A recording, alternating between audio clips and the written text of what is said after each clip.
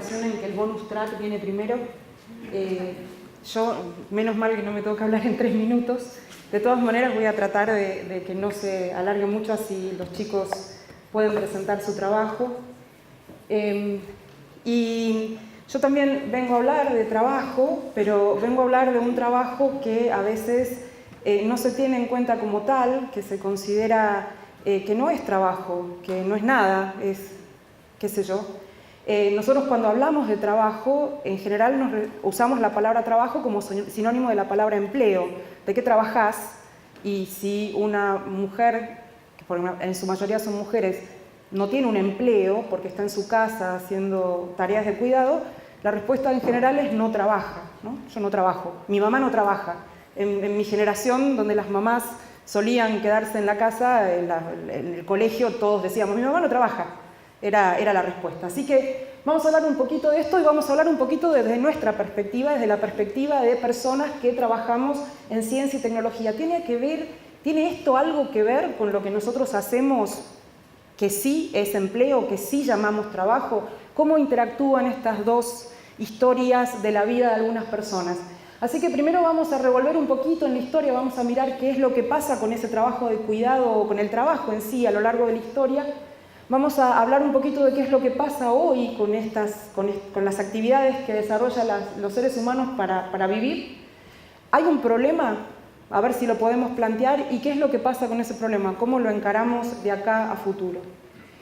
Y si miramos la historia, nosotros la verdad es que, bueno, ya sabemos, registros prehistóricos no tenemos, más allá de las pinturas que podemos encontrar en algunas cavernas que nos cuentan algunas historias de hombres cazando y demás.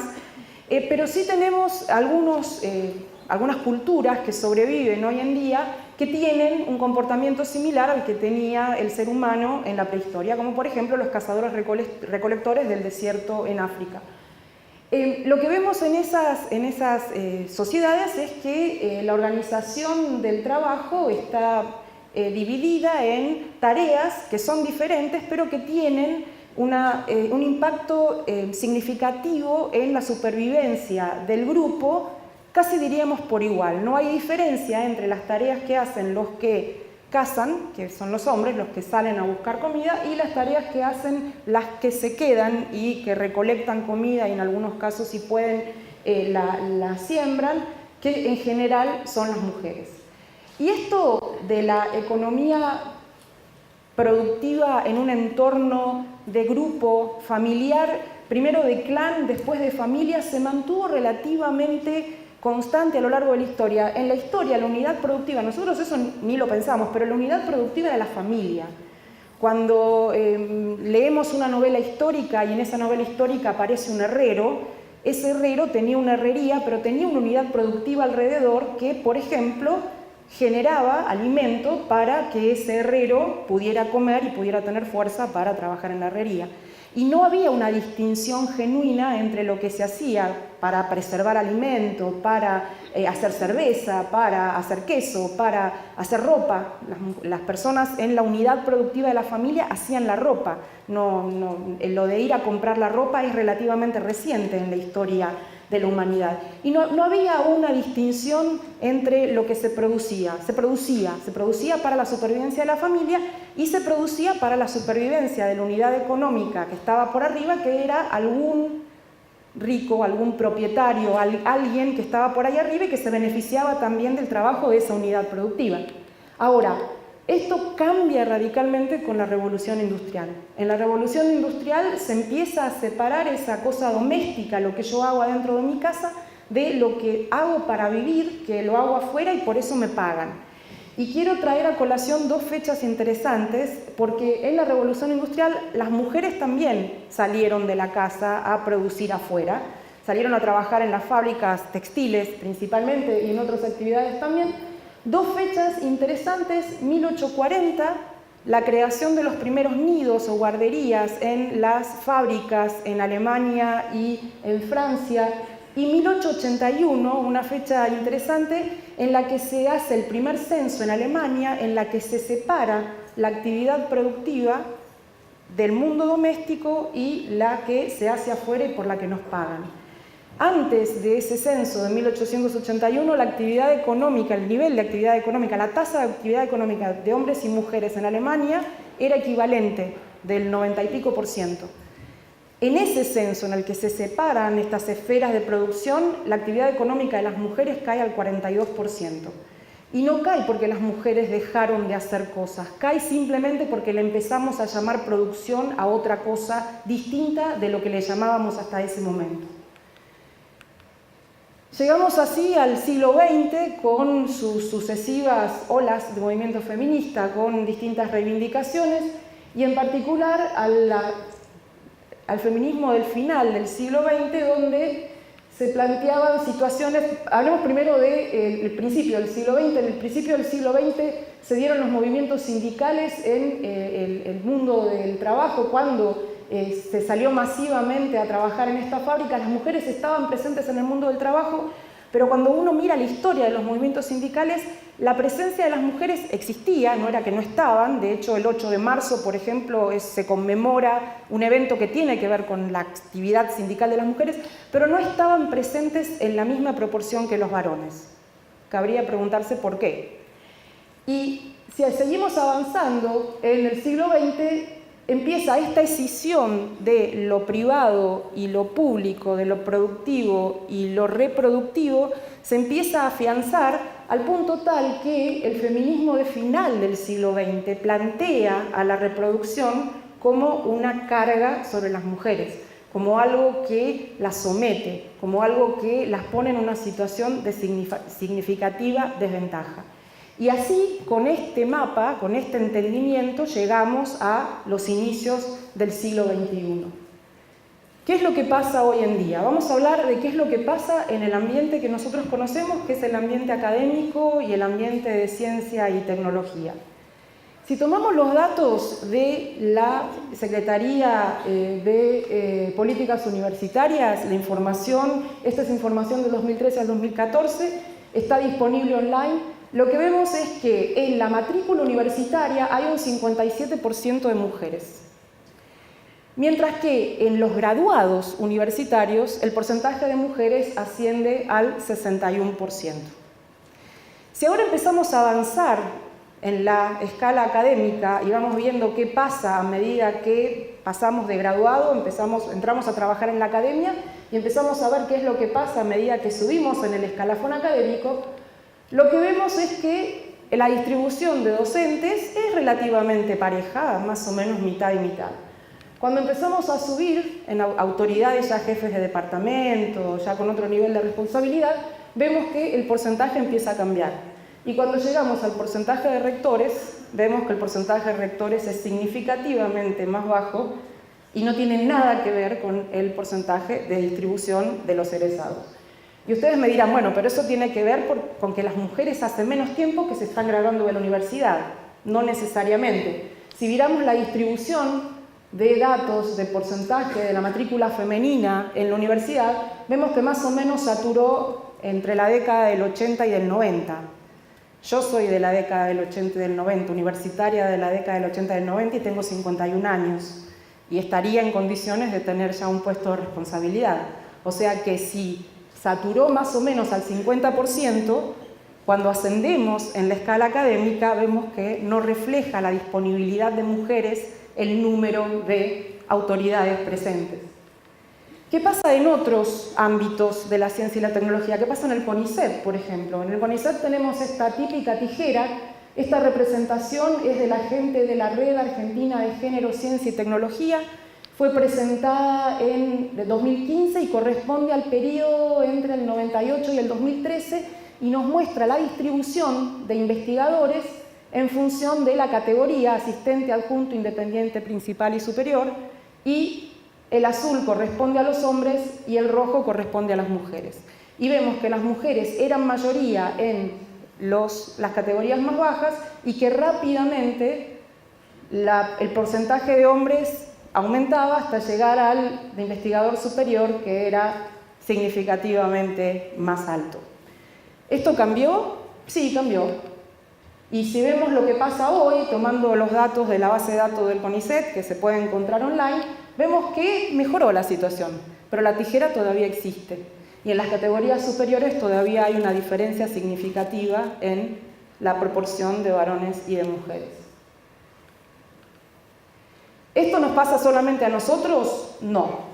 Si miramos datos para distintos países de Latinoamérica, vemos que el porcentaje de mujeres en todas las categorías es significativa, el porcentaje total de mujeres en el sistema científico-tecnológico es significativamente mayor que el porcentaje de mujeres en la categoría más alta correspondiente a ese sistema. O sea que esta tijerita se repite, no solamente la tenemos nosotros, sino que se repite en otros países. Si miramos un poquito más por afuera de lo que es el sistema científico y la academia, sabemos por los datos del INDEC que la tasa de participación de las mujeres en el mercado laboral en Argentina es del 50%, más o menos. Varía un poquito, pero es alrededor del 50%. Si miramos qué es lo que pasa cuando hay un hijo en la vida de las personas que trabajan, vemos que el oscuro corresponde a los varones. Para la tasa de participación en empleo de los varones no tiene efecto el hecho de no tener hijos, tener un hijo o tener más de un hijo, mientras que en la tasa de participación laboral de las mujeres tiene un efecto dramático si la mujer no tiene hijos, así tiene más de un hijo. O sea, hay algo ahí que nos está diciendo que esta otra tarea que las mujeres hacen y que hacen mayoritariamente las mujeres está teniendo algún tipo de impacto. Otro dato interesante es ver lo que pasa con la diferencia de ingresos. Las mujeres y los varones no ganamos lo mismo. Los varones ganan en promedio en el mundo un 23% más. En algunos casos se debe a que hacen trabajos que están mejor remunerados, en otros casos se debe a que trabajan más tiempo que las mujeres trabajan menos tiempo. Si miramos qué es lo que pasa, la gente de Economía Feminista, que es un blog muy interesante que se puede encontrar online, hizo un análisis de qué es lo que pasa con la diferencia de salario en distintos países de Latinoamérica y lo que vio es que se podía dividir entre una brecha salarial, que es la rosa, que se puede explicar por diferencia a nivel de educación, por diferencia de tipo de actividad, por cantidad de horas que trabajan, y una brecha salarial que no se puede explicar. Comparando los distintos países, se ve que hay una contribución importante de esta brecha, esta diferencia de sueldo inexplicable. En algunos lugares es dominante, como en Uruguay, y en otros lugares, como en Brasil, encontraron un resultado paradójico, que es que si tomamos las calificaciones, el tipo de trabajo que hacen y demás, las mujeres deberían ganar más, y sin embargo ganan menos. O sea que la brecha salarial inexplicable en Brasil es mayor que la brecha salarial explicable que no existe, digamos. Las economistas le llaman a esto el lado oscuro de la fuerza. Dicen que no se sabe de dónde viene, bueno, en realidad sí se sabe, pero que no se puede explicar con facilidad y que muchas veces cuando tratan de indagar, bueno, ¿y esto por qué se da? No sabemos. Bueno, siempre fue así. Es un fenómeno que se da en distintos sectores de la sociedad. Es una cosa inexplicable. En Argentina la brecha salarial es del 27%. Las mujeres ganamos en promedio 27% menos que los varones. Yo soy de Bariloche, en mi región, en la Patagonia, es del 41% por la actividad petrolera. La actividad petrolera es predominantemente masculina y paga muy bien, y eso estira la brecha salarial. Las mujeres, de acuerdo a la encuesta permanente de hogares, casi el 90% de las mujeres dice que realiza trabajo doméstico en el hogar. ¿Qué es trabajo doméstico en el hogar? Lavar la ropa, cocinar, planchar, llevar a los chicos al colegio, controlar el carnet de vacunación, leer el cuaderno de comunicaciones, acompañar a la abuela al médico, cuidar al perro, llevarlo al veterinario. O sea, no es solamente lavar, planchar, limpiar. Es mucho más que eso. Los hombres que, según la encuesta permanente de hogares, afirman que realizan este tipo de trabajo, es del orden del 60%.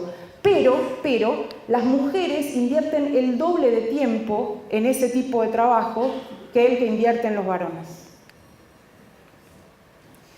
El anteaño pasado, yo pertenezco a un colectivo que promueve y apoya la lactancia materna, que trabaja desde hace 24 años en Bariloche y que acompaña a las mamás que tienen dificultades para amamantar. La mayoría de las mamás que nos llegan con dificultades para amamantar manifiestan que muchas de las dificultades empiezan cuando tienen que volver a trabajar.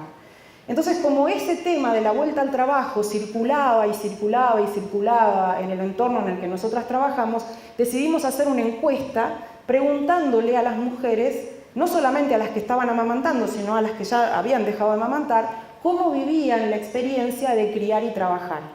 Era una encuesta cualitativa en la que hacíamos preguntas y respondían algunas preguntas y después había un espacio para respuesta libre. El espacio de respuesta libre era desgarrador. Desde una mujer que dijo que no le alcanza el tiempo para todas sus responsabilidades, que se siente abrumada. Desde otra mujer que dice, a mí me importa mi carrera, a mí me importa mi carrera. A mí me gustaría poder dedicarle el mismo tiempo a mi hija y a mi carrera, pero no puedo. Entonces ella se siente como que siempre está en desventaja. Otra mamá que contaba que su bebé tenía 3 meses y ya tenía que volver a trabajar.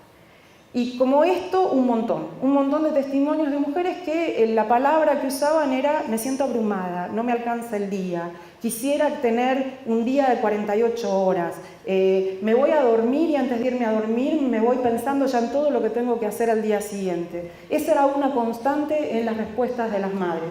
Y lo que vimos es que lo que pasa es que cuando una tiene una vida fuera de su hogar, cuando una tiene una carrera universitaria, todo lo que tiene olor a cuidado no se tiene que notar, porque lo que tiene olor a cuidado implica una ética profesional pobre.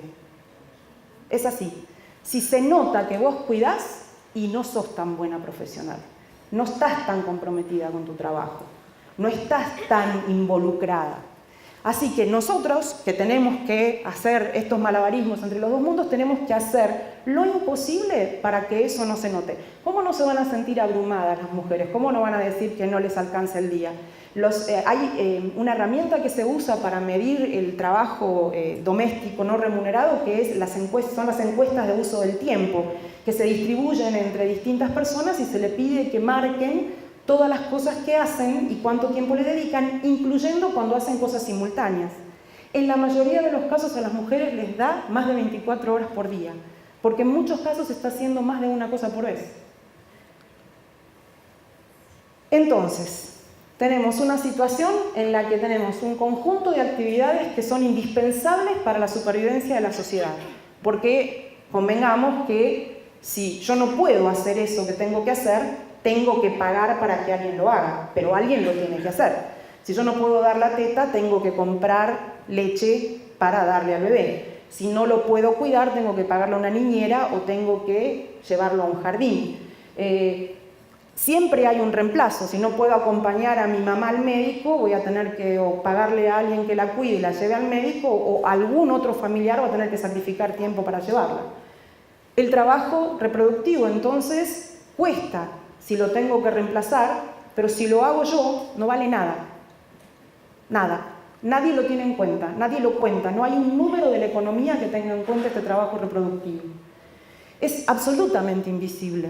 ¿Ustedes en algún momento se ponen a pensar todas las cosas que hacía su mamá cuando ustedes eran chicos? ¿Alguna vez se pararon a pensar qué hacía mi mamá? Nada. Y sin embargo, ahora que nos toca, cuando empezamos a vivir solos y empezamos a tener que hacer todas esas cosas, nos damos cuenta de todo lo que hay que hacer por el mero hecho de sobrevivir, para estar vivo. Y si lo dejamos de hacer, ¿qué pasa?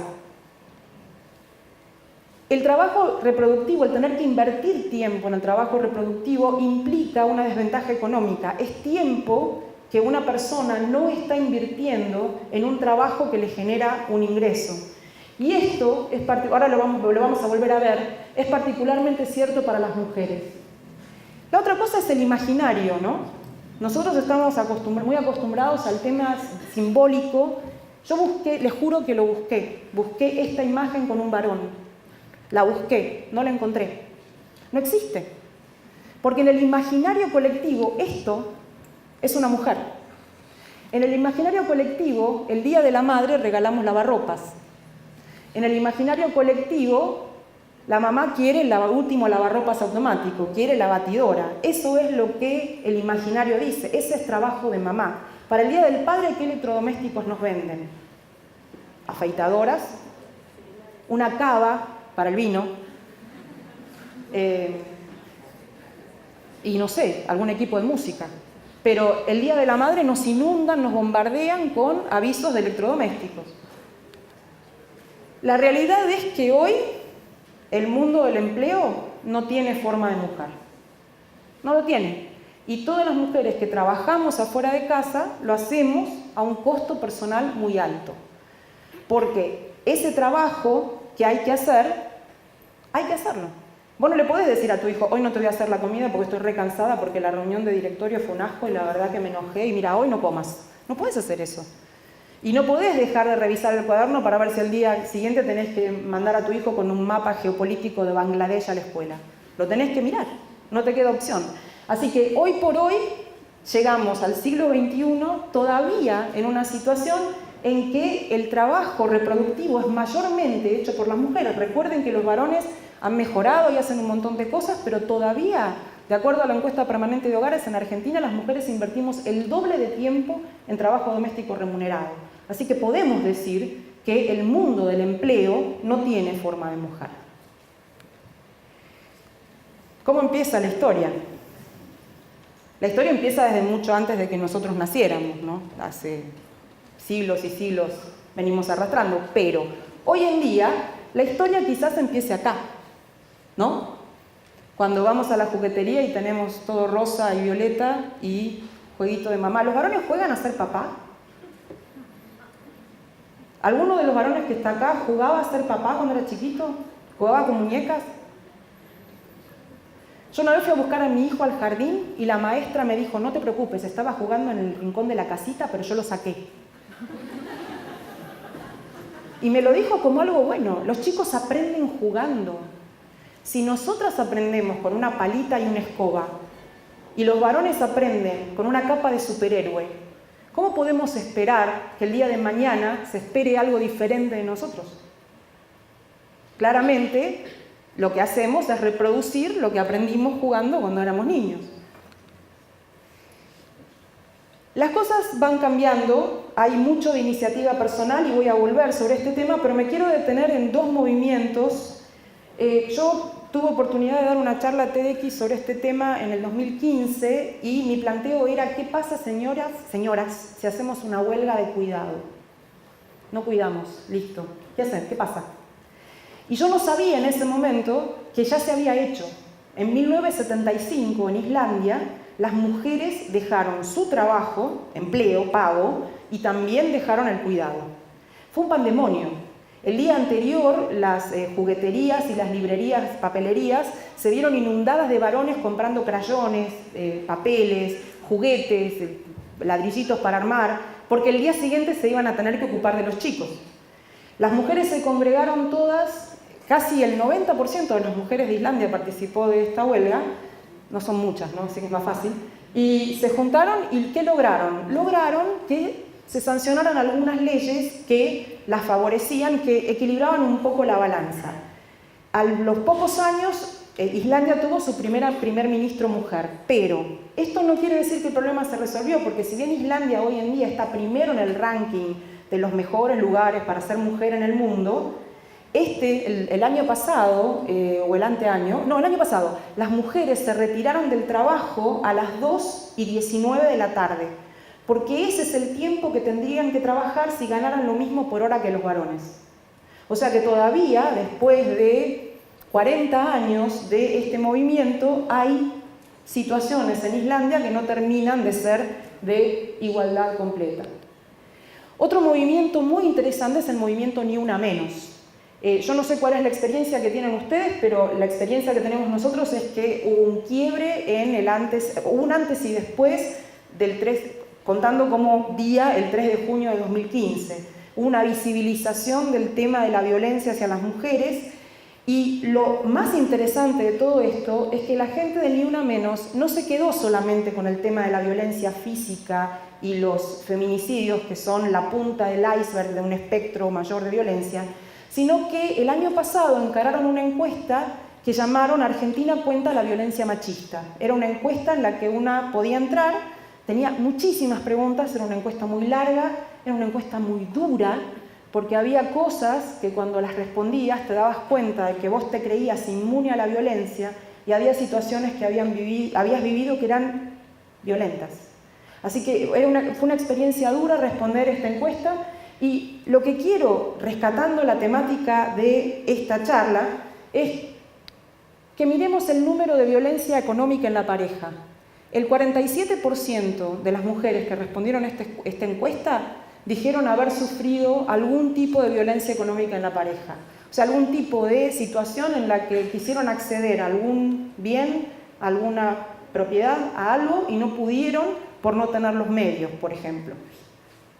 Y esto depende de esta diferencia que hay entre la situación de empleo de las mujeres y los varones, esta brecha salarial, esta diferencia en ingresos que hay. Hay otro tipo de violencias, claramente la más prevalente es la de acoso en espacios públicos y privados, porque también es como la más inocente, ¿no? Que pareciera como que no es algo tan grave después de todo, y sin embargo, si miramos, el 97% de las mujeres afirmaron haber sufrido algún tipo de violencia. Esta encuesta se puede ver online, búsquenla, Argentina cuenta la violencia machista, vale la pena mirar. Los resultados están también divididos por provincia, se pueden sorprender. ¿Qué podemos hacer? Bueno, el problema es profundo, es amplio, es inabordable, pero hay cosas que nosotros como personas, individuos, podemos hacer. La primera es, pensemos en cómo estamos criando a los hijos que nos toca criar. Si somos docentes, pensemos cómo estamos encarando las diferencias entre los niños al que nos toca enseñar. ¿Estamos haciendo diferencia? ¿Le estamos diciendo a la nena que es hermosa y al nene que es inteligente y es valiente? ¿Estamos constantemente metiéndole en la cabeza a nuestras nenas que son princesas? ¿Estamos regalándoles palitas, espero que no, palita y escoba para Navidad? ¿Estamos diciendo que si un nene quiere jugar a cuidar, mejor que no lo haga? ¿O estamos dejando que ese nene aprenda a cuidar mientras es chiquito? Y si una nena quiere jugar con autitos, quiere jugar a la pelota, quiere hacer cosas que no son de nena, ¿la estamos habilitando o estamos perpetuando esta idea de que las nenas rosa y violeta y los varones el resto del arco iris? Hoy en día yo sé que en este auditorio hay un montón de personas que no tienen un esquema tan rígido como este, que no tienen una división de las tareas domésticas donde la mujer tiene una sobrecarga de demanda de tarea doméstica. Estoy segura de que hay familias acá representadas que tienen una división equitativa del trabajo, pero eso recién está empezando, no es la mayoría, tal cual lo vemos en la encuesta permanente de hogares, pero además es necesario, pero no es suficiente. Porque lo que necesitamos es hacer un análisis de cuál es el valor que tiene el cuidado para la sociedad y como sociedad reconocer el valor del cuidado y encarar políticas públicas que refrenden ese valor. Como ejemplo les puedo citar las leyes que se sancionaron en Uruguay con este último gobierno, que tienen que ver con un enfoque de acompañar a las familias en el cuidado, desde el cuidado de los niños en edad temprana hasta el cuidado de los ancianos, que también recae mayoritariamente sobre las mujeres, pasando por el cuidado de las personas con discapacidad, que también recae mayoritariamente en las mujeres. Una política pública de acompañamiento a las tareas de cuidado. Otro ejemplo que les puedo dar es el intento que han hecho países como México, como Costa Rica, para hacer un cálculo de cuál es el impacto que tiene el trabajo reproductivo sobre el Producto Bruto Interno. No es fácil, metodológicamente, según me explicaron los economistas, es casi imposible, pero le encontraron la vuelta para hacer una comparación. Y en México en particular llegaron a la conclusión de que el trabajo reproductivo, el trabajo de cocinar y demás, implica un valor equivalente al 25% del PBI de México. Es mayor el valor que tiene que las remesas que mandan a México los emigrantes que se van a vivir a Estados Unidos, que tiene una contribución significativa a la economía mexicana. Y adelante, mostrándonos el camino, los países escandinavos, que ya desde hace bastante tiempo vienen implementando políticas públicas para valorizar el cuidado. Y esta es eso de decirle a una mujer, lactancia exclusiva hasta los 6 meses, pero en el mejor de los casos a los 3 tenés que volver a trabajar. En los países escandinavos la licencia por maternidad posparto dura por lo menos lo que dura la lactancia materna exclusiva, por lo menos 6 meses. Y después hay licencias parentales compartidas, que son obligatoriamente compartidas. O sea, los dos cocriantes tienen que tomarse la mitad de la licencia para poder gozarla. Si no se toman la mitad cada uno, no la pueden usar. Así que ahí tenemos algo que está valorizando el cuidado, no solamente desde la mirada de lo femenino, sino también en lo que tiene que ver con los varones. Otra cosa que tiene de interesante Noruega, por ejemplo, Noruega tiene una tasa de lactancia materna exclusiva a los 6 meses del 98%, Argentina del 28%. Otra cosa interesante que hacen los noruegos es promover el estudio de carreras relacionadas con, y el ejercicio de profesiones relacionadas con el cuidado, que son tradicionalmente femeninas, en los varones. Como por ejemplo en enfermería. La mayoría de las enfermeras, en todo el mundo, no solamente acá, son mujeres. Hay enfermeros varones, pero la mayoría de las enfermeras son mujeres. Las maestras de nivel inicial. ¿Alguien conoce un maestro varón de nivel inicial? ¿Sí? Yo conozco uno solo. La mayoría de las maestras de nivel inicial, de los docentes de nivel inicial, son mujeres. ¿Por qué? Bueno, en parte por este imaginario de, no podemos dejar nenes chiquitos con un varón, puede ser peligroso. Bueno, pensemos por qué es eso, ¿no? Quizá porque los varones no aprenden a cuidar desde que son chiquitos, no sé. Así que no solamente necesitamos acciones individuales y personales que nos lleven a cambios. Esos son, como dije, son necesarios, son indispensables, pero no son suficientes. También tenemos que presionar por políticas públicas que acompañen estas etapas, que acompañen estas acciones de cuidado. Yo vuelvo a hacer el planteo que hice en la charla TED y que queda sin responder, porque si bien el 8 de marzo hubo un paro, la realidad es que no dejamos de cuidar. Paramos en otras cosas, pero no dejamos de cuidar. ¿Qué pasaría si dejamos de cuidar? Gracias.